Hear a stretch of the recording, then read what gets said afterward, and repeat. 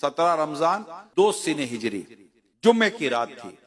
تمام جو صحابہ کرام علیہ رضوان جو بھی غزوہ بدر میں تھے آرام کر رہے تھے، سوائے ایک کے۔ نبی پاک صلی اللہ علیہ وآلہ وسلم رات بھر جاگتے رہے، رات بھر دعائیں کرتے رہے، اور نبی پاک صلی اللہ علیہ وسلم کی دعا کا یہ صدقہ تھا کہ اللہ پاک نے اتنا کرم کیا، اتنا کرم کیا۔ میں آپ کو بتاؤں ایسی صورتحال میں کہ جب دشمن سامنے کھڑا ہے کیسی کیفیت کیا ہوگی، سامان بھی پورا نہیں ہے، ایسے میں کسی کو نیند آتی ہے؟ نیند تو نہ آوے۔ یہ اللہ پاک کی مدد، غزوہ بدر میں جو اللہ پاک کی جو مدد ہوئی اس میں سے ایک مدد یہ تھی کہ اللہ پاک نے تمام پر نیند طاری فرما دی، اس کو اونگ کہتے ہیں، ایک ہلکی سی نیند طاری کر دی، سب کے سب سو گئے، سب کو نیند آ گئی۔ تھوڑی دیر کی نیند آئی، جب اس نیند سے باہر آئے تو ایسے تھے جیسے فریش ہو گئے، بالکل۔ یہ اللہ پاک کی مدد تھی، فرشتوں کے ذریعے مدد ہوئی۔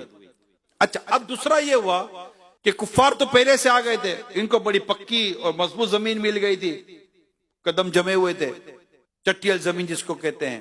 اور جب سرکار صلی اللہ علیہ وسلم میدان بدر میں پہنچے تو وہاں ریتیلی زمین، پاؤں دھس رہے تھے، کھڑا ہونا مشکل ہو رہا تھا۔ اب کیا ہو؟ اللہ پاک کی مدد، اللہ پاک کی مدد یہ ہوئی کہ اللہ پاک نے بارش عطا فرما دی۔ میدان بدر میں بارش ہوئی، بارش کا فائدہ یہ ہوا کہ وہ زمین جو کفار نے لی تھی ادھر پھسلن ہو گئی، اور وہ زمین جو مصطفیٰ کریم نے جسے اختیار فرمایا تھا وہ پانی کی وجہ سے جم گئی اور پاؤں جمنے شروع ہو گئے، اور پاؤں جم گئے، یہ اللہ پاک کی طرف سے ایک اور مدد آ گئی۔ ایسا اسی رات میں کمال کی بات ہو گئی۔ رات کو کیا ہوا؟ پیارے آقا صلی اللہ علیہ وسلم چند صحابہ کرام کے ساتھ میدان بدر کا معائنہ فرما رہے تھے۔ آپ کے دستے مبارک میں ایک چھڑی تھی، سٹک مبارک۔ آپ اس چھڑی سے زمین پر لکیر بناتے تھے اور یہ فرماتے تھے کہ فلاں بن فلاں کافر، یہ یہاں، اس کی یہ جگہ ہے، یہ یہاں مرے گا۔